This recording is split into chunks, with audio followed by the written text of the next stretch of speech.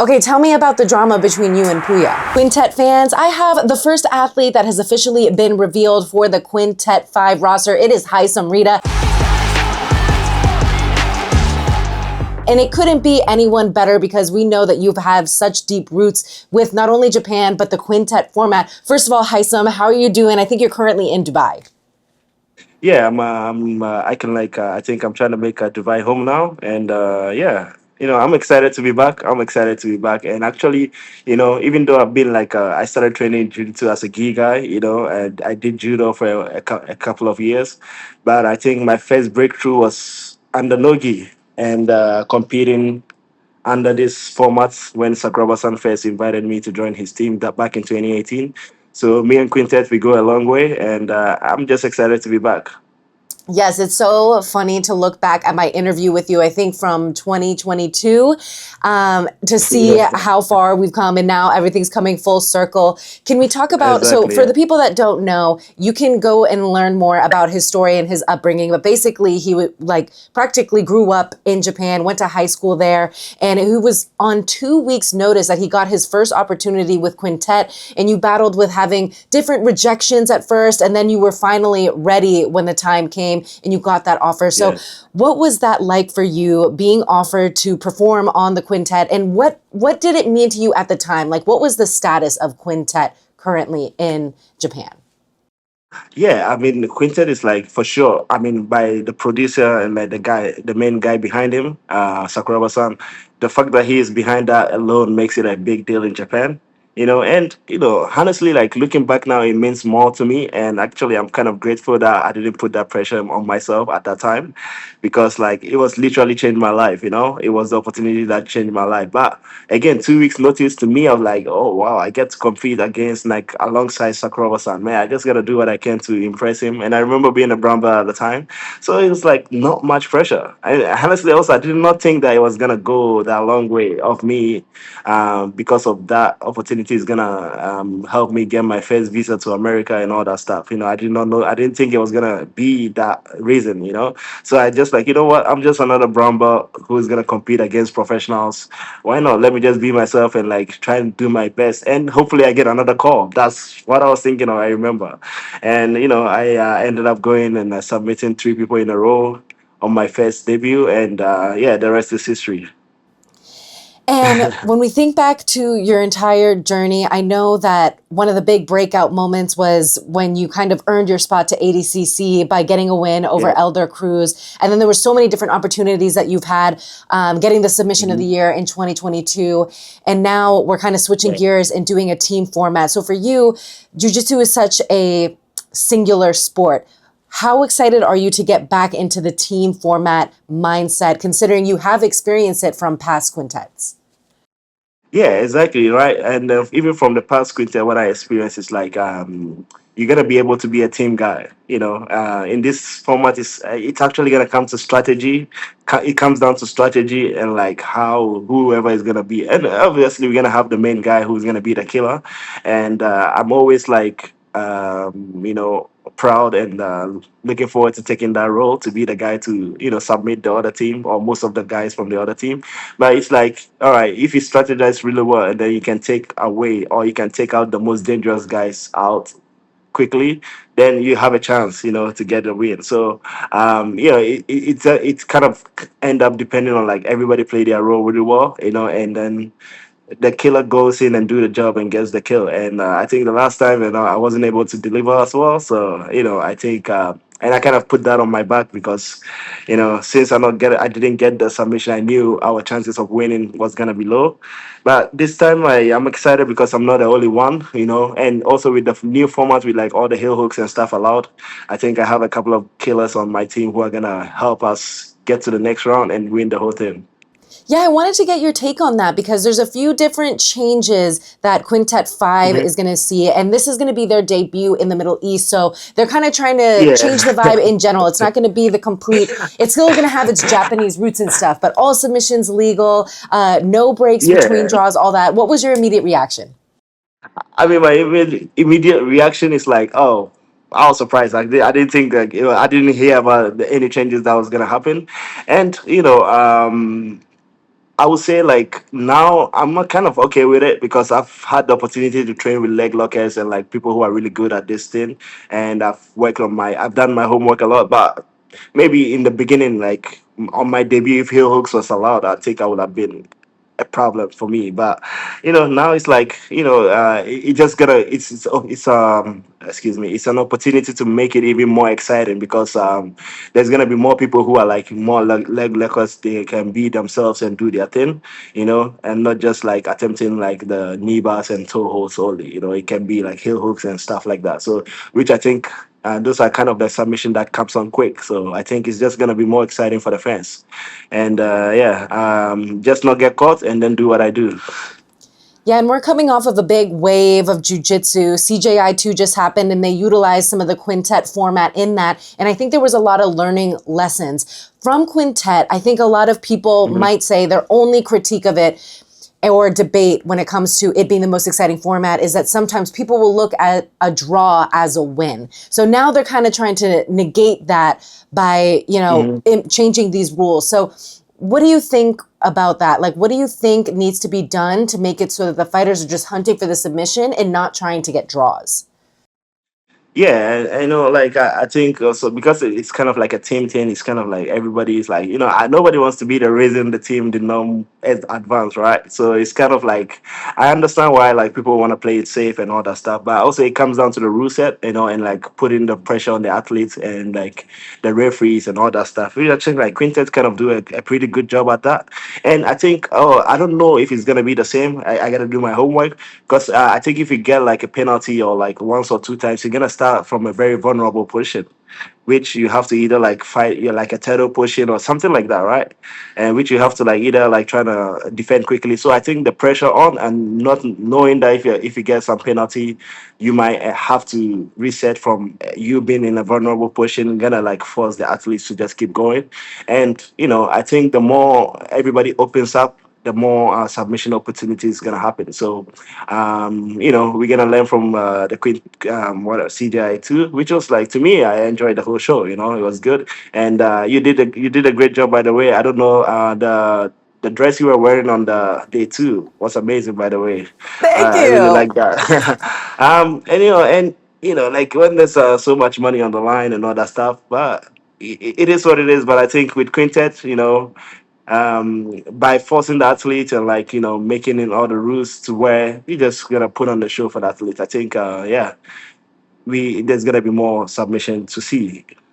I'm sure. Yeah, I'll definitely have to fact check how the penalties are going to play an effect because Yeah, exactly, the from my penalties. Yeah, understanding with Torek, I think it was whoever has the most penalties is going to have an issue when it comes to if it goes to the judges' scorecards. And then uh-huh. also, if you get a penalty, the person after you is really going to have to hunt for the submission.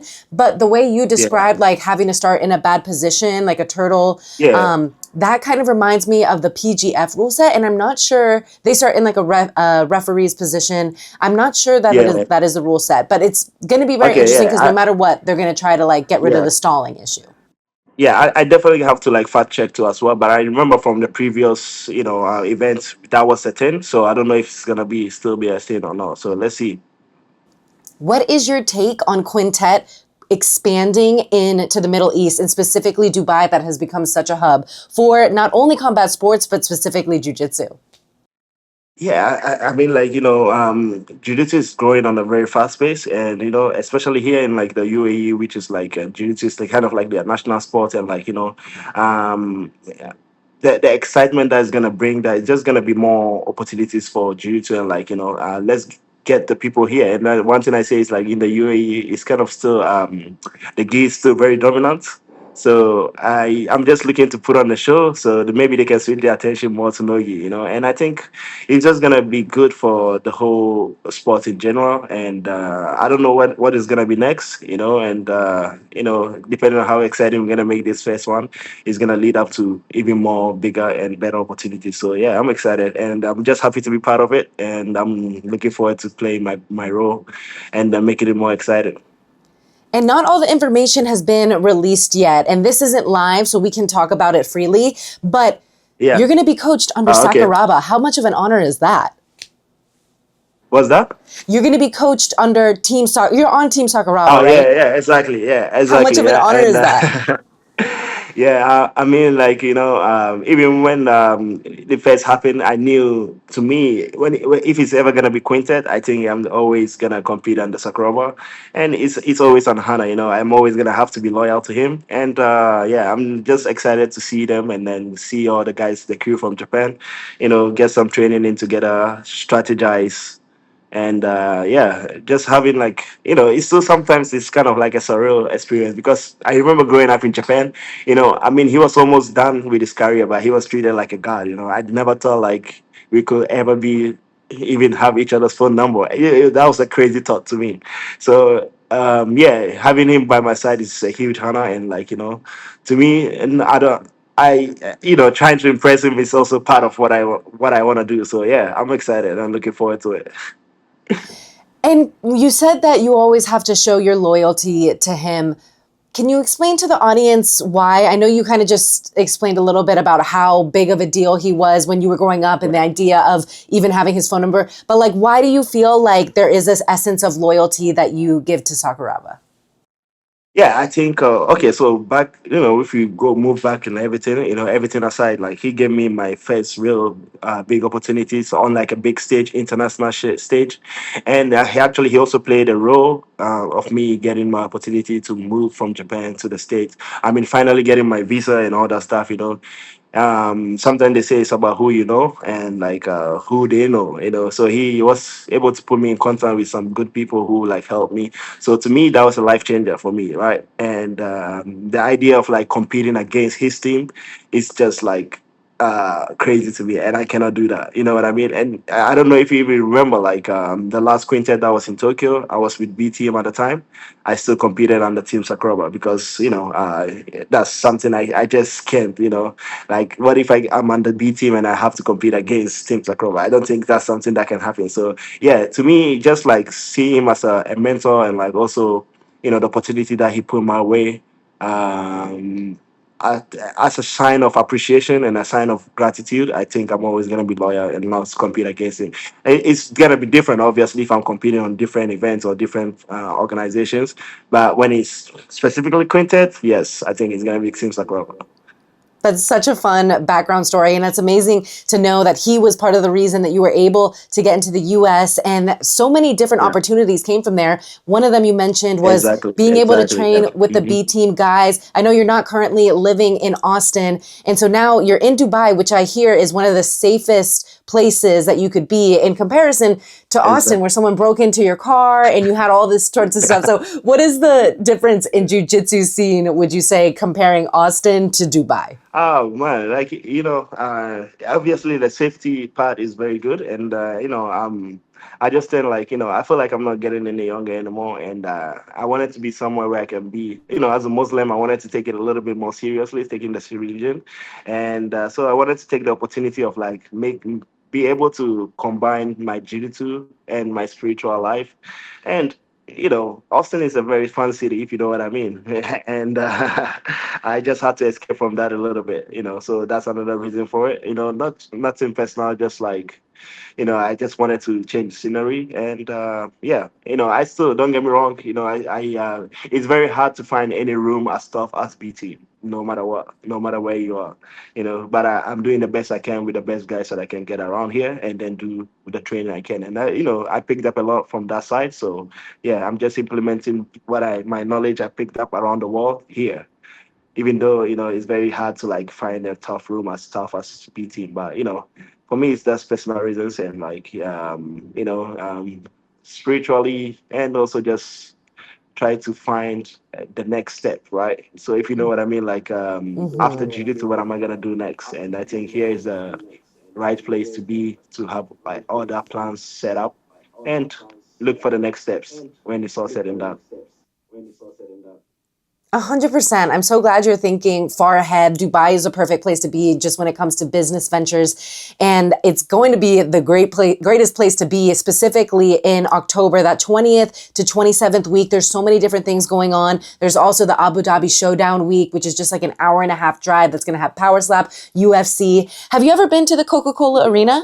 I went there one time to go cheer on a teammate who was competing in an MMA event, the Night 71, I believe. And I remember thinking, oh, wow, this is a very, very nice arena. You know, it's just like one of the main arenas here. I didn't think the opportunity to compete there was going to come by this fast, you know. And since this is not going to be live, I think I know the heavyweight bout is going to be in Abu Dhabi, and actually I'm going to be part of the training camp for one of the heavyweight fighters. So I don't know, man. Let's try to see if we can get them to come out and support in the fight ways. One of the heavyweight fighters for the UFC One of the match? heavyweight fighters for the UFC match? Yeah, the heavyweights. For the UFC fights? When is this going to be out? It probably won't be out until It probably like the won't end be of the out week, until or I like can the like end of cut the a week, clip. or So I can tomorrow, like I cut think around it. But are you talking about we're Tom gonna make Aspinall? a post tomorrow. But I'm gonna be in Sirigan's corner. I mean, not corner, but his team. I'm gonna be helping him get ready for Tom Aspinall. Whoa! Oh my gosh! Conflict of interest. Craig was going to help out Tom Aspinall, and then it was potentially going to be Gordon Ryan helping John Jones, but it looks like both of them attend. So like now we're going to have a conflict of interest. What are the chances we see Craig Jones at Quintet 5? When's the last time you seen him? Okay, I wouldn't be surprised because actually I kind of thought about it. I saw some videos of him and Tom Aspinall training. So yeah, this is gonna be crazy. Let's see. That would be so funny. We definitely need him and his energy there. I mean, what is it like for you having someone like Craig when you were training with him at B Team and then seeing everything that he's done with Craig Jones Invitational and bringing Jiu Jitsu to the next level? Yeah, man, I think he's definitely put on some pressure on like a lot of people to like raise the bar, and since then you can see like most people are like trying to like treat it more professionally and like there's more money coming into it. So shout out to Craig Jones. I still have a dream to one day compete on it, but yeah, I think he's done a great thing for the sports, and so much respect for that. And I think it's only gonna be good for we the athletes and grow the sports even more. I got to ask about some of the drama that happened on day 2, because I know you mentioned you watched CJI 2. Did you think that it was as much of a controversy as it should have been between the New Wave and B Team ending? I think it's a lot of people kind of went too far with that, and it's kind of stated clearly, right? And to me, to be fair, I think I wasn't sure, or maybe I thought maybe you knew it was gonna go New Way's way, but after understanding what was on the rules, I was like, okay, it was a fair call, and it was a fair call. And then that's when I say you can never leave it in the hands of the judges. So it is what it is, 100%. A little controversy never hurt anybody. I mean, we had a Exactly. It lot just of make people it more talking after exciting, that. and it keeps the rivalry alive. It keeps the bad blood Yes. alive. So people are gonna be looking forward to the next clash or next competition against each other. So yeah, I think it's Yeah, very it's really good for the team. I was sitting here in a fairy tale being like, oh, we're all gonna like heal and, sit together and sing kumbaya. Like that didn't happen. The rivalry is thickened, the plot thickens more. And that's the kind of storylines we need. When it comes to this Quintet 5 storyline, is there any storylines in particular that you think will be interesting for the audience? I know you don't know all of the potential opponents that you have, but is there anything that we know? Like, does Haisam have any like bad blood with anyone, or maybe some rivalries that go back, way back, that we don't know about? Honestly, I don't know much about the other teams to like predict it, but I don't know. I kind of have a feeling Ten Planets are coming back, maybe. And with me and Ten Planet, we always go a long way, and it's always like a competitive. So I don't know what happened. Yeah, we always have a little bit of it's extra competition. So yeah, I'm looking forward to that. And then maybe I think the team Dubai, there's a guy called Puya that I lost to. So if I get the opportunity to like go against him again, I think it's gonna be a good one because I want to get it back. I want to run it back. Okay, tell me about the drama between you and Puya. No, there's not much of a drama, There's not much of a drama. It's just like I went against him and lost already in like so I just want to get it back. I just want to get it back, and it's never fun to lose to anybody. And I feel like he's the main guy here in town, and I couldn't stop him, so I want the next opportunity to run it back, and I think hopefully we go against each other on. Quintet, and I think the rule set is going to favor me a lot because it's going to force us to get more active. So yeah, I'm looking forward to it, and hopefully I get him on that one again. Yeah, it's definitely interesting. Like, not all rivalries come with bad blood. Sometimes it's just a competitor thing, and you want to get one Exactly. back. You know, So just that's a very interesting we are compete. storyline. Exactly. We are competition, and then we just want to keep it excited. Honestly, you know. And also, I don't really like to trash talk anybody. You know, trying to keep it respectful, but also when it gets on the mat, I want to go all out. Yeah, we definitely know what the meaning of giraffe is and how aggressive a giraffe can be in battle. So So we we cannot cannot wait wait to to Exactly. see see it it Exactly. October Yeah. 23rd. Exactly. Are You there know. any sponsors? And I know you switched gyms. If you want to give a shout out to who you're working with now in the lead up to Quintet 5. Yeah, obviously shout out to Booker Gym and Booker BJJ, and obviously Sort of Well, the best hydration mix and drink. And yeah, that's about it. And then my actual brand, the Giraffe brand, I'm gonna making some new releases, so stay tuned for that. We cannot wait to see it October 23rd live from the Coca-Cola Arena in Dubai. Quintet 5 makes its debut in the Middle East, and Haisam Rida is going to be on that show. We'll see you guys there.